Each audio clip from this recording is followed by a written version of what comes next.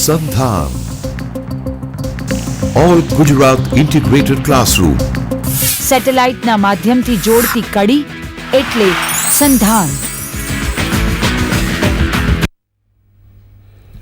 નમસ્કાર મિત્રો, રાજ્યશાસ્ત્ર વિષયના ઉપક્રમે આજે આપણે રાજકીય પક્ષો અને ભારતમાં રાજકીય પક્ષો વિશેની ચર્ચા કરવાના છીએ.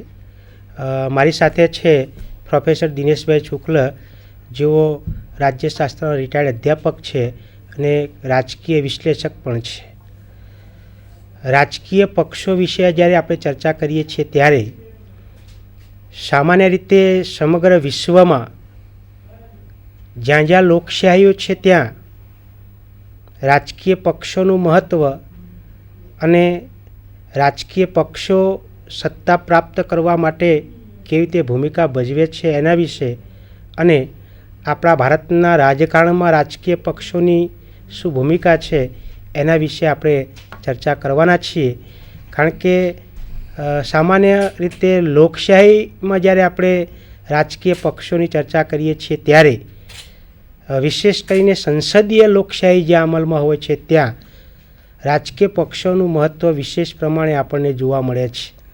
કારણ કે સત્તા પ્રાપ્ત કરવા માટે રાજકીય પક્ષો એક નિર્ણાયક ભૂમિકા ભજવતા હોય છે અને આ રાજકીય પક્ષોને ખાસ કરીને ચૂંટણી પંચ દ્વારા માન્યતા મળેલી હોય છે અને એ રાજકીય પક્ષો એક ચાલક બળની ભૂમિકા ભજવતા હોય છે.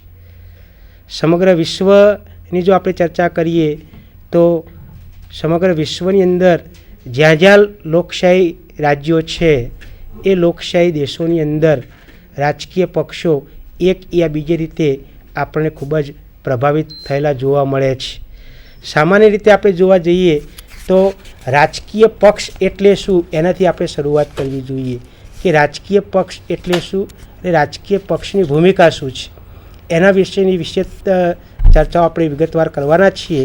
પણ ડૉક્ટર હેમંતકુમાર શાહનું એક પુસ્તક છે, એ પુસ્તકમાં મેં હમણાં જ વાંચ્યું એ પ્રમાણે 14/3/2009ના જાહેરનામા અનુસાર જે ભારતની અંદર જે રાજકીય પક્ષો નોંધાયા છે એની થોડીક વિગતે આપણે ચર્ચા કરીએ તો જે આપણા ભારતના રાષ્ટ્રીય પક્ષો જે છે એ રાષ્ટ્રીય પક્ષો 7 છે. રાજ્ય સ્તરના જે પક્ષો છે એ 48 છે અને નોંધાયેલા અમાન્ય રાજકીય પક્ષો લગભગ 1000ની સંખ્યા થાય છે. એટલે આમ કુલ 1055 રાજકીય પક્ષો આપણા ભારતના રાજકારણની અંદર જોવા મળે છે. જ્યારે આપણે રાજકીય પક્ષોની ચર્ચા કરીએ છીએ ત્યારે રાજકીય પક્ષો 2 પ્રકારે આપણને જોવા મળે છે, એક રાષ્ટ્રીય પક્ષો અને એક પ્રાદેશિક પક્ષો. તો રાષ્ટ્રીય પક્ષ એટલે શું અને પ્રાદેશિક પક્ષ એટલે શું એનું પણ વિગતવાર આપણે અભ્યાસ કરવો એ ખરેખર ખૂબ જરૂરી છે. સામાન્ય રીતે આપણે એવું કહી શકીએ છીએ કે જે રાજકીય પક્ષનું પ્રભુત્વ 4 કે તેથી વધારે રાજ્યોની અંદર જો એનું પ્રભુત્વ વિશેષ પ્રમાણમાં જોવા મળતું હોય એને આપણે રાષ્ટ્રીય પક્ષો તરીકે ગણીએ છીએ. સમગ્ર રાષ્ટ્રની અંદર એનો પ્રભુત્વ હોય, એનો પ્રભાવ હોય એને આપણે રાષ્ટ્ર અથવા રાષ્ટ્રીય પક્ષ તરીકે ઓળખીએ છીએ. પ્રાદેશિક પક્ષ એટલે જે તે પ્રદેશ પૂરતું જ એનું પ્રભુત્વ હોય, એટલે ફક્ત એક જ પ્રદેશ પૂરતું જ એનું પ્રભુત્વ હોય એને પ્રાદેશિક પક્ષોની ગણના તરીકે આપણે ઓળખીએ છીએ. વિશેષ કરીને રાજકીય પક્ષો એટલે શું અને રાજકીય પક્ષોના ઇતિહાસ વિશે અને એની ભૂમિકા વિશે આપણે ડૉક્ટર દિનેશભાઈ શુક્લ સાહેબને વિનંતી કરીએ કે વિશેષ કરીને થોડીક ચર્ચા કરે અને એના પછી આપણે વિગતે ચર્ચા કરીશું. દિનેશભાઈ. આભાર ગણપતભાઈ.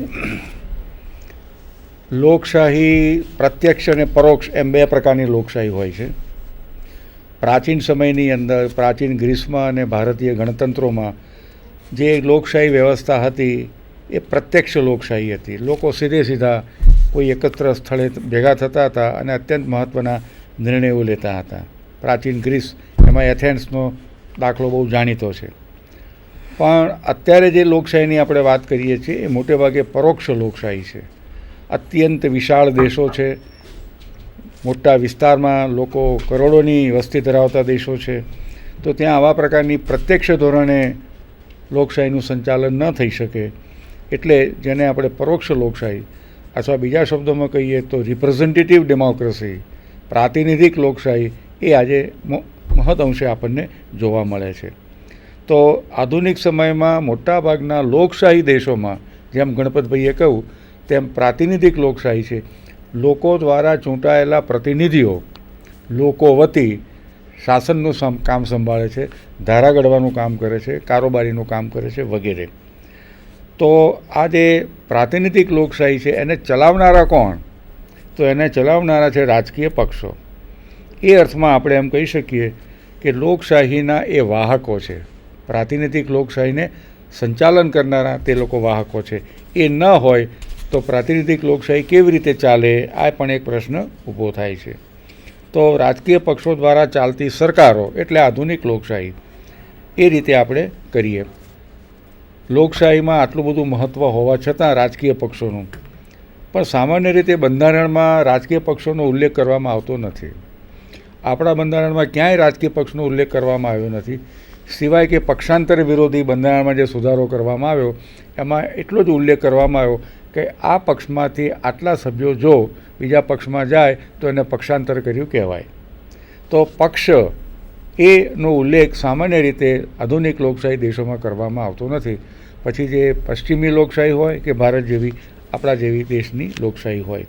તો આધુનિક લોકશાહીને બીજી રીતે પણ જોવા જઈએ તો પક્ષો દ્વારા ચાલનારી સરકાર હોવાને કારણે લોકશાહીને કદાચ પક્ષશાહી પણ કહી શકીએ. લોકશાહીની બહુ જાણીતી વ્યાખ્યા અબ્રાહમ લિંકને આપી છે, લોકો વતી, લોકો માટે અને લોકો દ્વારા ચાલતી સરકાર. Government of the people, for the people અને બાય ધ પીપલ. આ વ્યાખ્યાને જરા મચડીને મૂકીએ તો democracy is a system of the political parties, by the political parties and of the political parties. કારણ કે આખું સંચાલન રાજકીય પક્ષો દ્વારા થતું હોય છે. અપક્ષો હોય છે પણ એની બહુ મામૂલી સંખ્યા હોય છે.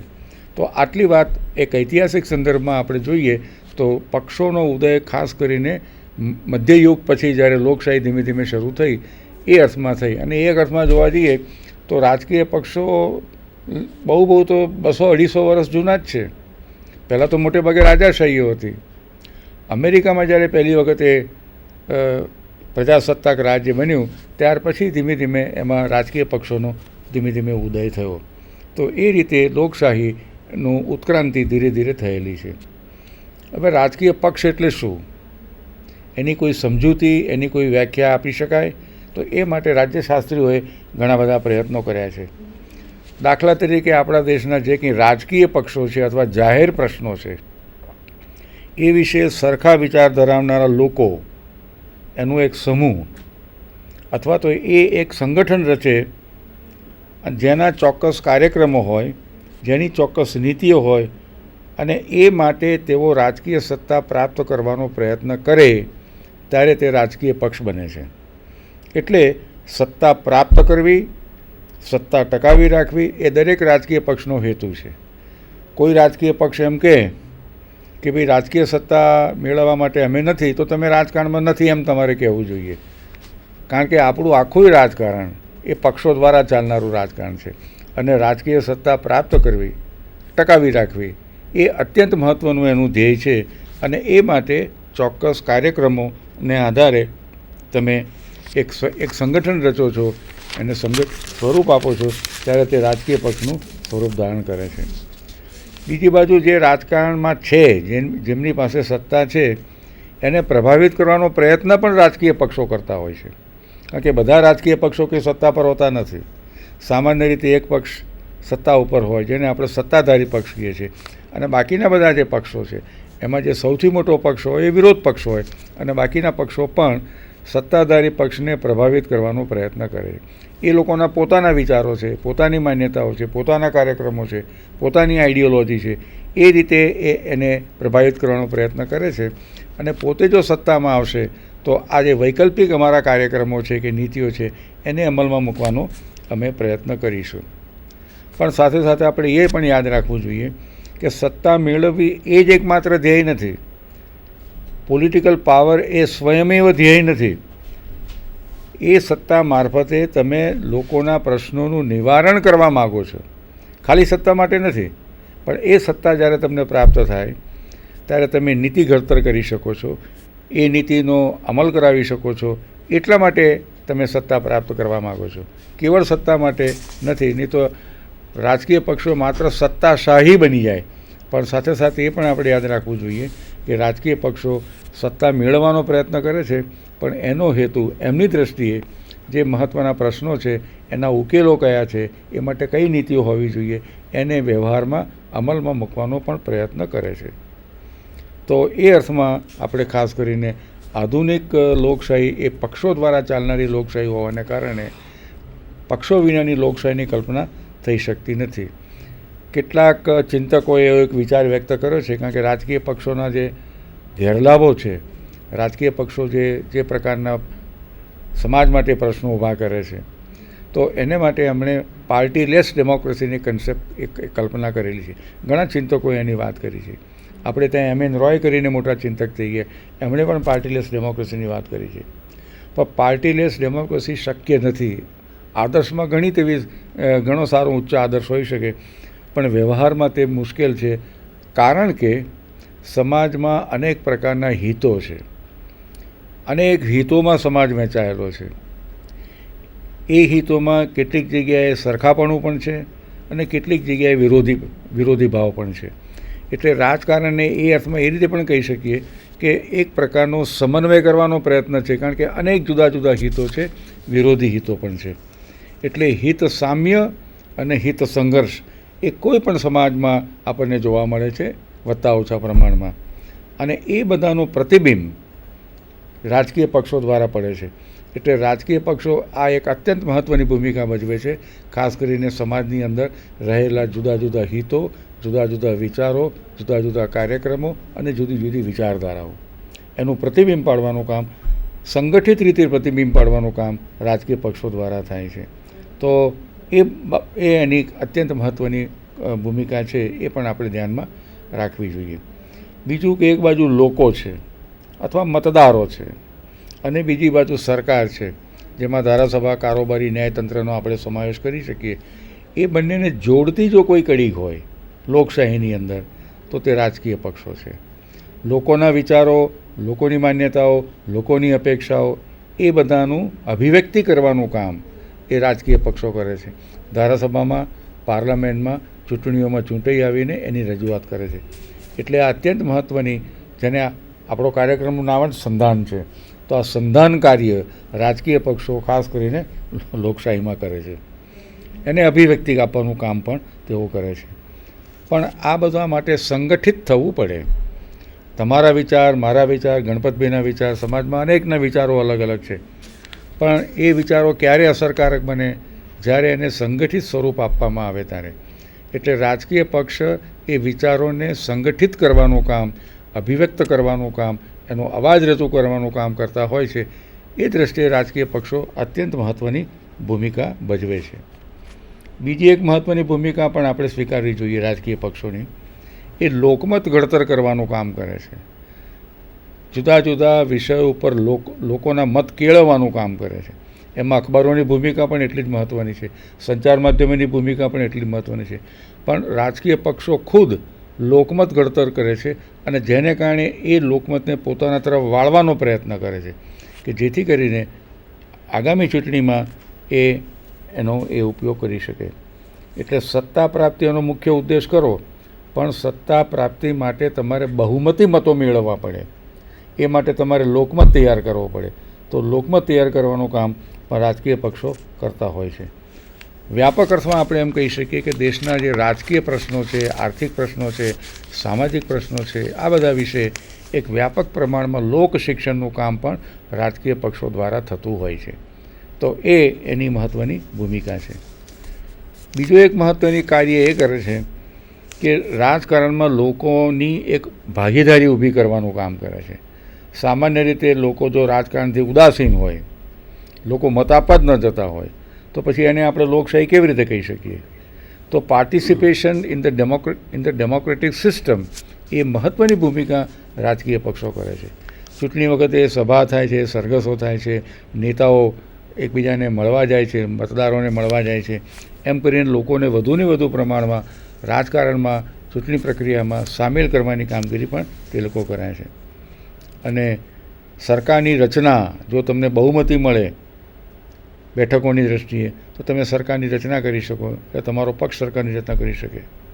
અને જો બહુમતી ન મળે તો તમે વિરોધ પક્ષમાં બેસો. એટલે સત્તાધારી પક્ષ અને વિરોધ પક્ષ બંને લોકશાહી માટે અત્યંત જરૂરી છે.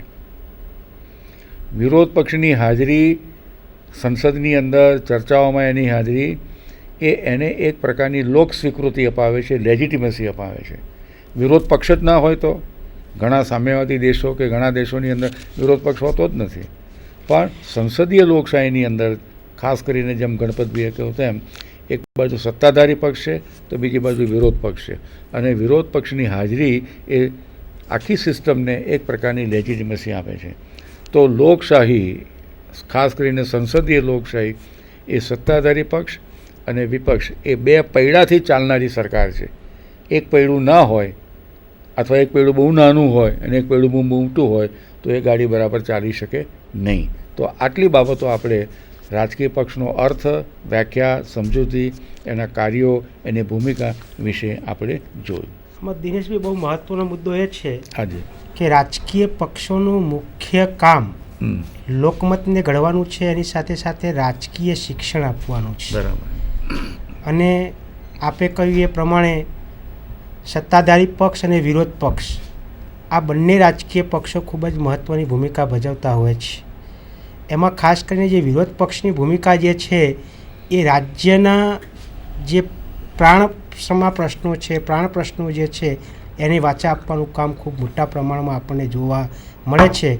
કારણ કે સત્તાધારી પક્ષ પોતે પોતાની સત્તાના રૂએ જે કંઈ પણ કામો કરતા હોય અને એ લોકોની વિરુદ્ધમાં હોય અથવા લોક સમુદાયની વિરુદ્ધમાં હોય કે સમાજની વિરુદ્ધમાં હોય તો એને ખુલ્લાપણું કામ જો કોઈ કરતું હોય તો એ વિરોધ પક્ષ કરે છે.